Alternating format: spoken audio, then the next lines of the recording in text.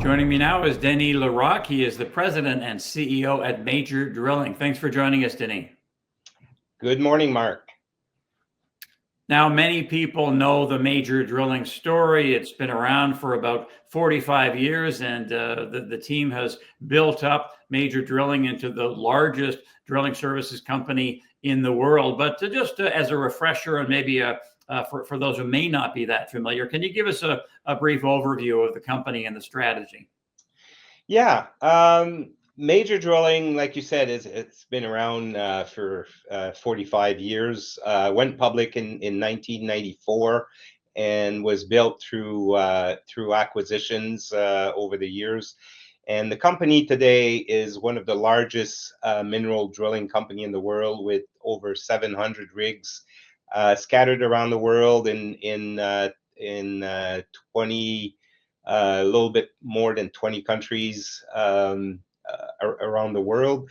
And the company started as basically has a focus on what we call specialized drilling. And it's anything that is technically challenging that basically that requires expertise or logistics. So it's things like deep hole drilling, high altitude, remote locations, drilling in the Arctic, all kinds of things like that, because we have lots of competitors, and we try to build a niche for ourselves.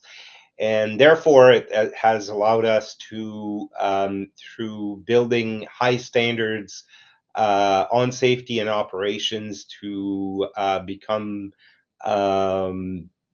involved with most senior mining companies around the world. About 90% of what we do today of our revenue comes from senior projects. And today, we, like I said, we operate in over, with the most recent acquisitions we did, we operate in over 20 countries around the world.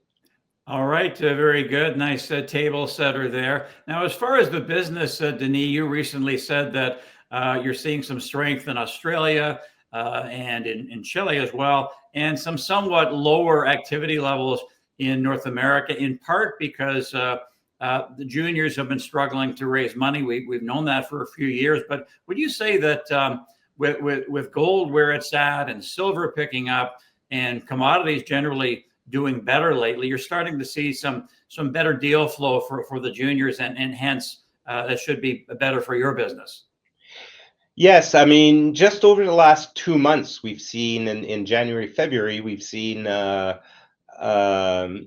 pickup in financings, driven, of course, by the commodity prices, both copper and gold, and, like you mentioned, silver. And although we're still a long way from what we used to see back in the previous upcycle, but nonetheless, better than last year. And those financings always take 6 months, 6 to 8 months before they turn into drilling. By the time they raise the money, they get organized, they get their permits. By the time we start drilling, there's always that lag. But it certainly bodes well for the upcoming year at this point. And like you mentioned, the commodity price, the movement we've seen, is also going to push seniors into more activity. On the copper side, been particularly strong. Areas like Chile and Peru, which are the top two leaders in copper production, have seen an increase in activity over the last few months. Now, speaking of South America, Major Drilling recently struck an acquisition, buying Explomin, which is the largest drilling services company in South America, and gives the Major Drilling access to 3 countries in South America and in Spain as well. So can you explain the rationale for the deal and what the impact will be on the business? Yes, Peru was a big hole on our map. When you consider that Peru is the second largest producer of copper in the world, and with the supply shortage that we see coming over the next few years, um, Peru was certainly an area that we had our eyes on, and more with, again, with the demand that we see coming from copper. So we went looking, and the top company that came up in Peru was definitely Explomin. And at the same time, we had been having conversations with Carlos, the owner, and he was seeing growth opportunities and was looking um, to partner with a company that could bring his company to the next level. And so the timing was right, and for us, it's a great acquisition. Standards, level of quality, basically all matched our culture, and so for us, it's a great addition. And I spent time just a couple of weeks ago down there.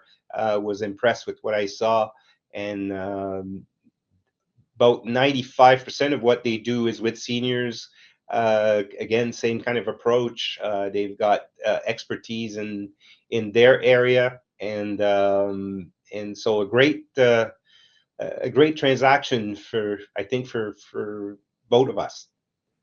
Now, Denis, you mentioned the company's expertise with specialized drilling, and you hinted at the innovation that the company has been doing over the years. And to that end, this partnership you struck recently with a couple of AI-related companies is very interesting. DGI Geosciences and Core Geosciences, and essentially you're looking to bring AI to drilling. So, how does this position the company in terms of innovation in that very hot sector and growth as well? Yes, well, as I mentioned, we are the leader in specialized drilling, and this brings up to a whole new level. And what we're seeing is that, I mean, exploration is evolving, and the need for more data is certainly there. And so we recognized that a few years ago, and we've been looking at the proper way to do it. One way is we develop internally a console that we've implemented on 100 of our rigs, and we're looking at adding more, which collects data from our drilling, which at first was to help our drillers be more productive, and basically help them with their job. But at the same time, the data we collected, we had customers that said, you know what, that data really helps us with the geology, and giving us ideas in terms of softer area, or area where you've got more water, less water. So collecting that was the first step, and then we went out looking for additional data we could provide to our customers. And DGI and Core certainly had technologies that complemented that.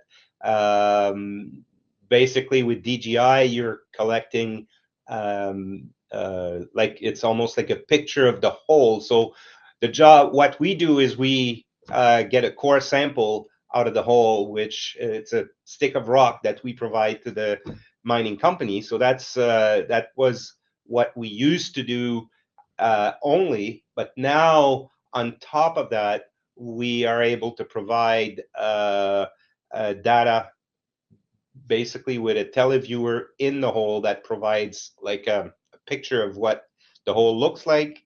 And as well, the core geoscience basically helps with the core logging. And core logging is a task that requires a lot of labor, a lot that takes a lot of time, and also prone to error, and somewhat subjective. Whereas by applying core technology, that technology takes a picture of the core as it comes out of the hole and scans the core samples and is providing core logging right on the spot within minutes. And right after the rock is out of the hole, the geologists could be sitting in Toronto in their office, and they would get the core logging information in their email right away. And that's a great, for us, it takes our services to a whole new level with the whole new data, and taking our services to in the new era, really, of technology. That sounds amazing, and so much more efficient than the way things have been done over the years. Now, speaking of over the years, and just taking a step back here, Denis, you've been with Major Drilling since 1994, and one could argue that this company is really in your blood. This is your career's work to this point, about 30 years or so. So can you describe the journey or the path for the company and the development from then to now, and what are your ultimate goals and vision for the future if you look 3 to 5 years out? Yeah, well, I mean, as I mentioned, the company's been built through acquisitions, and when we talk about the expertise, really, the expertise has been acquired in all kinds of areas, whether it's geographic, knowing how to operate in the geography, or certain types of services. We've accumulated that expertise, and that's what has built really our company. Um, and we've always had a strategy of focusing on quality. In terms of the acquisitions we've made, they more and more have been focused on specialized and aspect of that. And so for me, the evolution, when you start in the early 90s, we were really just a regular drilling company competing against every other drilling companies. But the evolution we've made to the specialized has brought the company to um, basically above um, higher standards. And um, and basically, when you're drilling a hole 400 meters deep around a mining town, there's 100 companies that can do it, including ourselves. But really, when you are drilling, and for example, we've drilled the deepest hole ever drilled in Canada, and we also drill in the Arctic.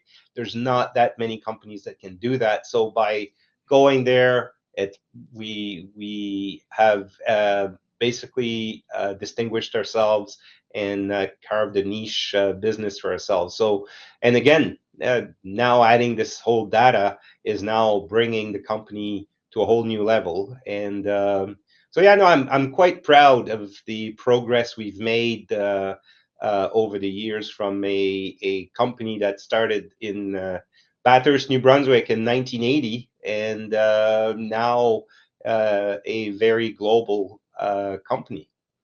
Right, it's very impressive. Lastly, Denis, from an investment standpoint, can we argue that Major Drilling really is a classic picks and shovels kind of company, in that it's lower risk and offers lower risk to an investor who may be looking at a senior or an intermediate, or even a higher risk level of the spectrum in exploration? Would you agree with that? And as you summarize your thoughts here and fold in the investment case for the company?